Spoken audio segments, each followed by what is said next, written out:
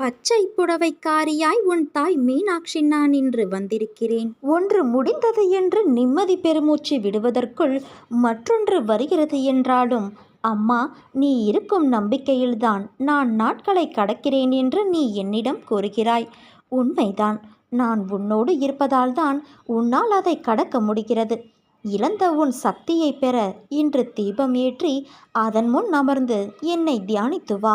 உனக்குள் என் சக்தி படர்வதை அமைதியாக அமர்ந்து கவனி.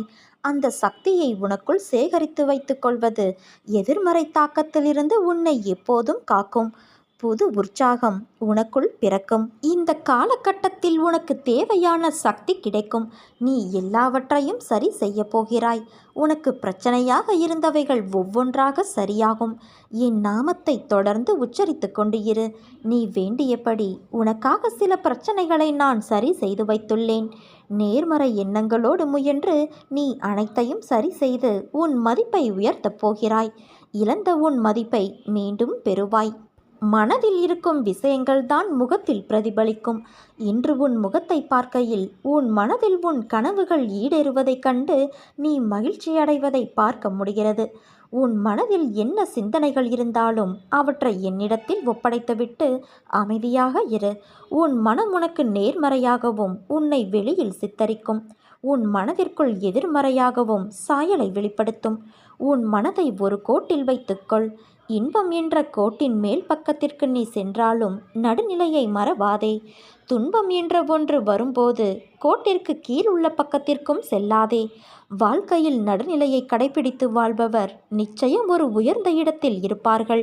வாழ்க்கையை நடுநிலையாய் கொண்டு செல்வதில் எந்த தவறும் இல்லை. ஆனால் நீ யோசிக்கும் விஷயங்களில் நடுநிலையை எதிர்பார்க்காதே.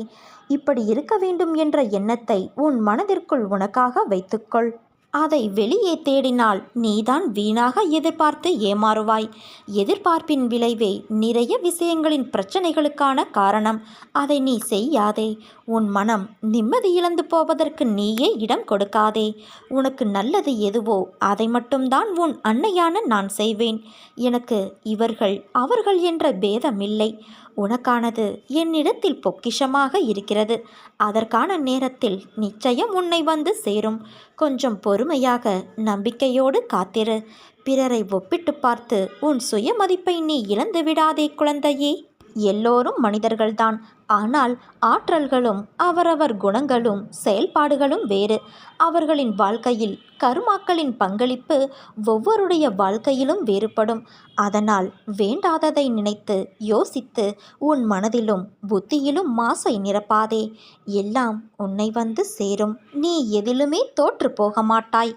என் குழந்தைகள் தோற்று போனதாக சரித்திரத்தில் இடமில்லை. எதிலும் நீ வெற்றி வாகை சூடுவாய். நீ கொஞ்சம் விழிப்புணர்வோடு இரு. திடமான விசுவாசத்தோடு காத்திரு. கூடிய விரைவில் நான் நல்லதை நடத்தி காண்பிப்பேன்.